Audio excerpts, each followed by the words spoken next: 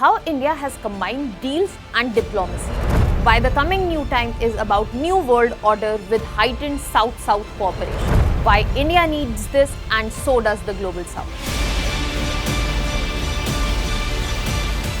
India's departure from traditional and powerful suppliers across the globe is a clear message, not just about expanding its footprint and relations with global South, but also about ensuring its energy security in the right way.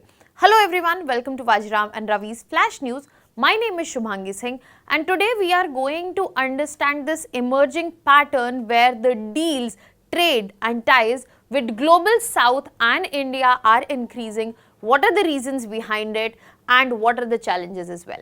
So when I talk about the emerging pattern, especially in terms of trade deals, in terms of minerals, etc., let us look at what kind of pattern we are talking about. So if you get to see, you will see that India and UAE have come together to develop Sri Lanka Energy Hub.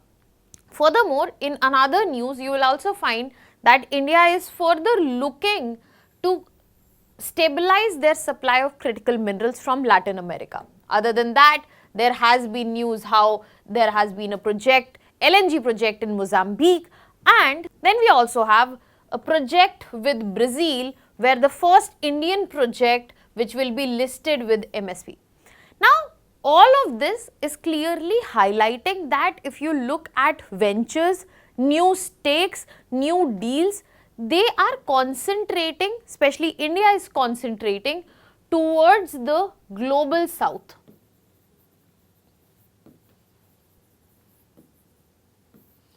What we have just talked about, be it Angola, be it Brazil, be it Sri Lanka, be it Mozambique, and all of these clearly highlight that India is looking into a different direction than traditional suppliers.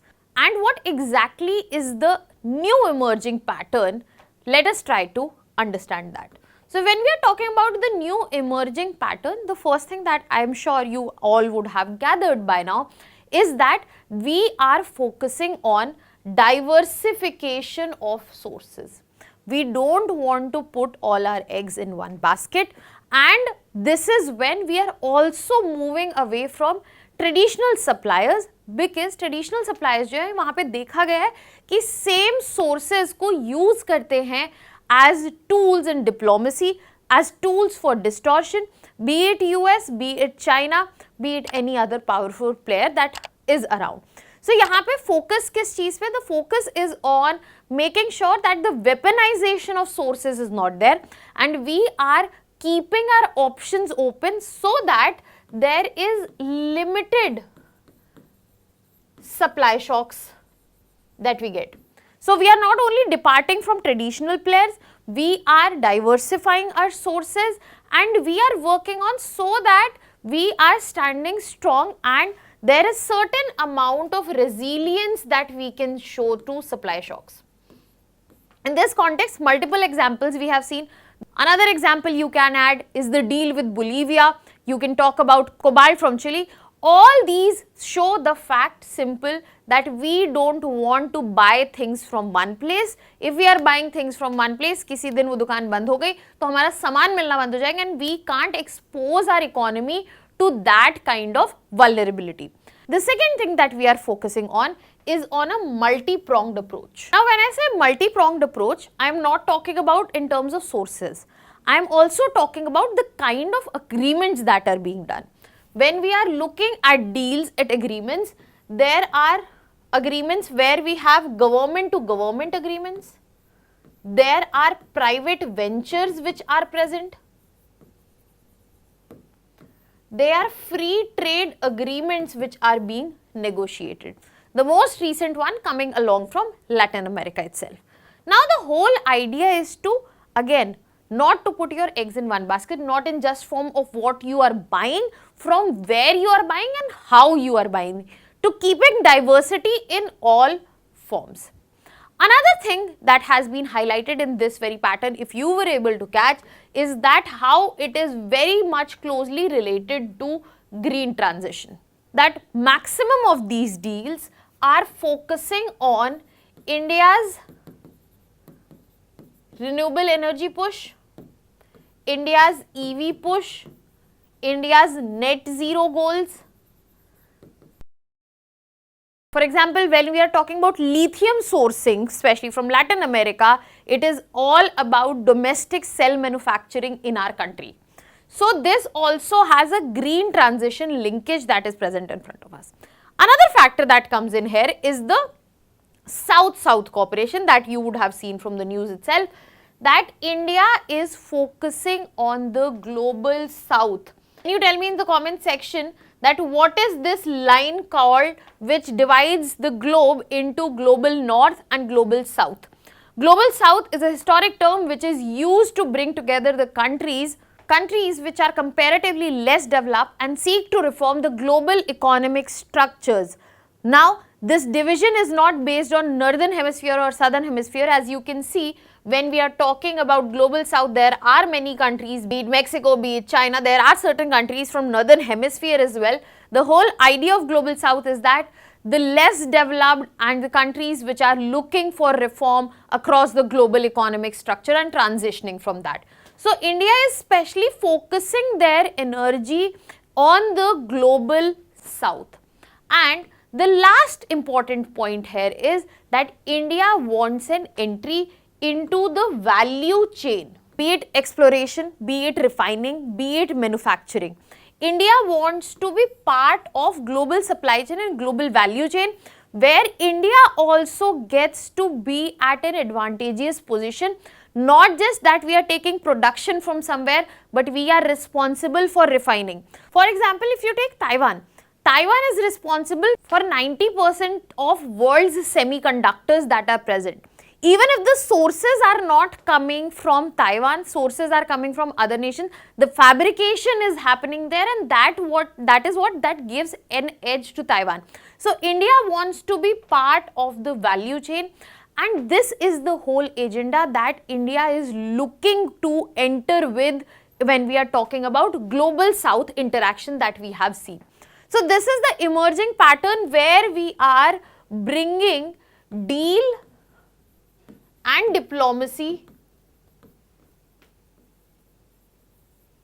together. The whole idea is not just around economic output, but also gaining an advantageous position on the global stand.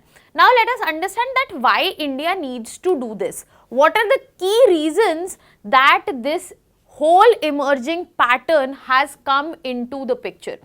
When we are talking about India's need, we have to understand one of the biggest pain point for Indian economy is the import dependency we have.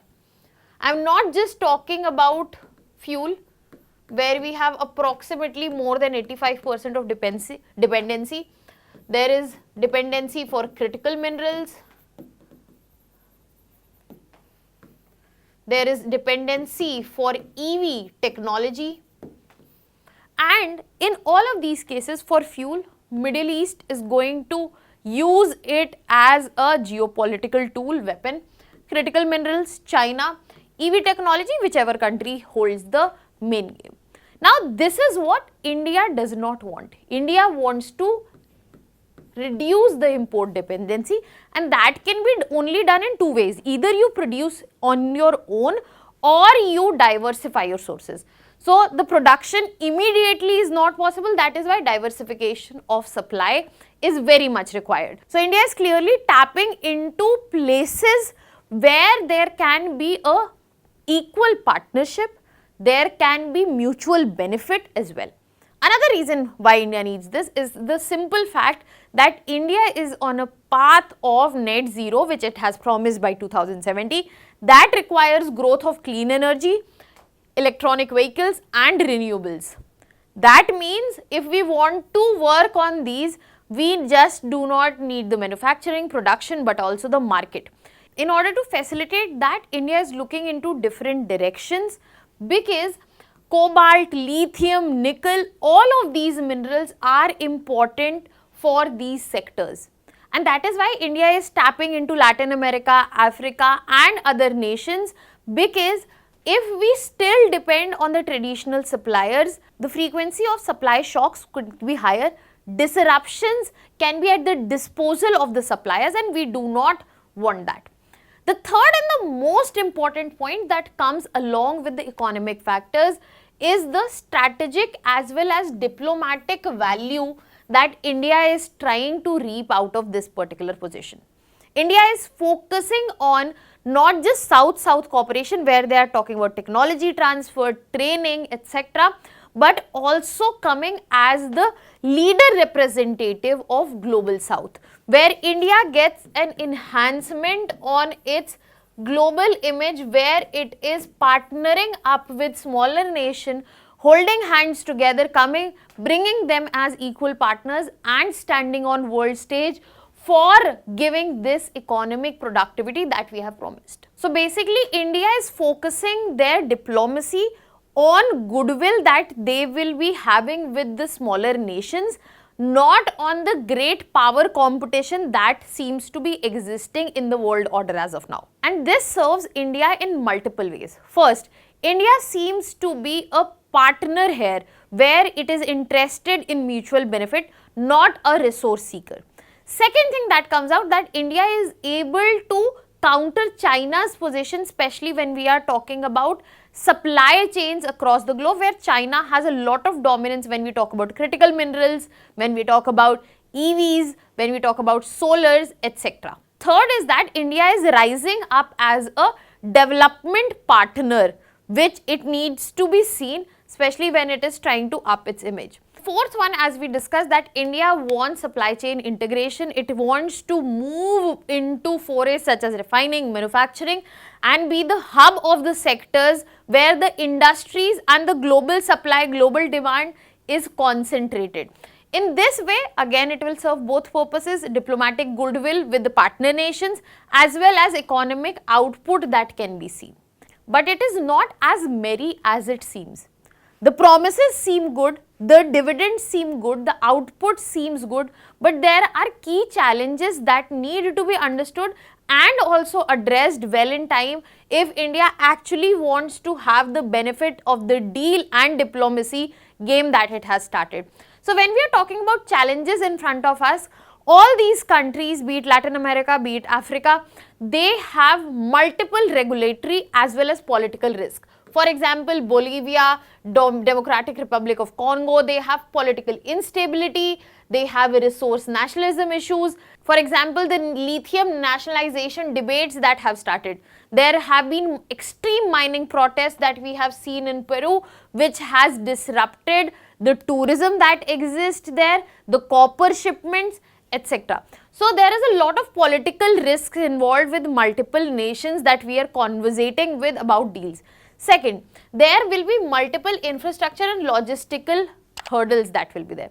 These mineral rich zones in these countries, we have to understand that these are still developed and some of them are even underdeveloped countries. In this scenario, there is lack of proper infrastructure, be it in form of road, railways, refineries, electricity. Either India has enough deep pockets to sustain that infrastructure for them, or it has to come up with better financial mechanisms so that it can co-invest or it can partner up or it can arrange sources for these host nations. A very good example here is the Chabar investment model that was used for Chabar port in Iran. Another huge issue that comes as a challenge is the financial as well as the capital intensity that is required. High upfront investment is required and India is not very well placed when we are talking about such investments and when such huge risk is involved. So there is a lot of negotiation that is required that can help them give guarantees, sovereign guarantees especially, and it can also be helped with private investments where it is possible. Another huge concern that lies in front of us is the ESG concerns. When we are talking about global norms, especially ESG here, it is very much important for legitimacy as well as financing. A good example here is the cobalt mine in Africa. They are under the lens because of the practice of child labor that is present as well as the environmental impacts. So if India is focusing on sourcing cobalt from there, then India also has to be answerable for the concerns that it is generating. So India better prepare for this answer as well. And last but the biggest point here, that the global competition will not diminish just because India has decided to enter into a different direction. There are bigger players already in place where India is planning to pitch a tent. So in this situation, when we are talking about Latin America, Africa, already China has deep investment and real presence there. Furthermore, countries coming up with export bans for their own purposes can also generate the issue of supply shock that we are actually trying to address by this.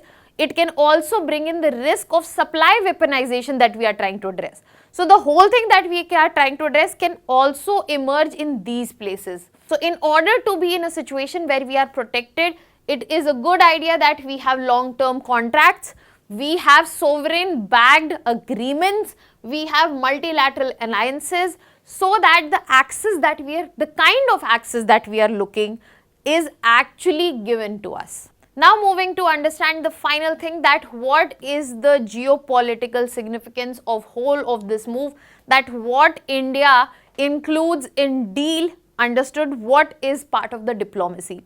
As I said before, that India wants to position itself as a leader in global south, and when we are talking about South-South cooperation, be it for resources or be it for support.